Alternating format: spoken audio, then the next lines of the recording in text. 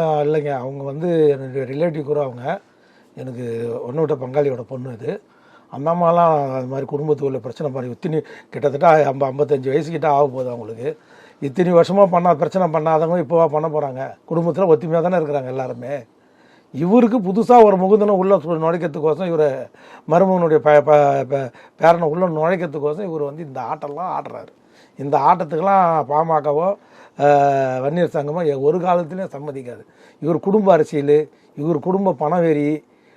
நம்ம வந்து போன வாட்டி வச்சுருந்தா பொட்டி வாங்கியிருக்கலாமே, அதிமுகவோட வைக்கலையே, பொட்டி வெறி, இதெல்லாம் தான் காரணமே தவிர இவர் கட்சி வளர்க்குறதோ இது திரும்ப 10.5% பற்றிலாம் கவலையே படலை. அதை பற்றி பேசுறதே இல்லை. சும்மா ஏதாவது இது மாதிரி இடத்துல வந்து பேசுவார். நான் பெரிய ஒரு போராட்டமே இது வரைக்கும் பார்த்துடாத போராட்டம் பண்ண ஏன் உன்னை யார் தடுத்து நிறுத்துறாங்க? போராட்டம் பண்ண உன்னை யாருன்னா வானான்றாங்க? தமிழ்நாடுக்குள்ளே மண்டலமாக போய் பண்ணிட்டு வாங்கலாம். உங்களை யாரும் வானாங்க? இவ்வளோ நாள் பண்ணாமல் இப்போ ஒன்று எலெக்ஷன் கோசம் பண்ண போகிறீங்களா? நீங்கள் தான் திமுகவோட ஊதுகுழலாம் ஜிகே மணி மூலியமாக ஆயிட்டீங்களே. தம்பி ஸ்டாலின்ன்றீங்களே, காவல்துறைக்கு இந்த அரசுக்கு நன்றின்றீங்களே.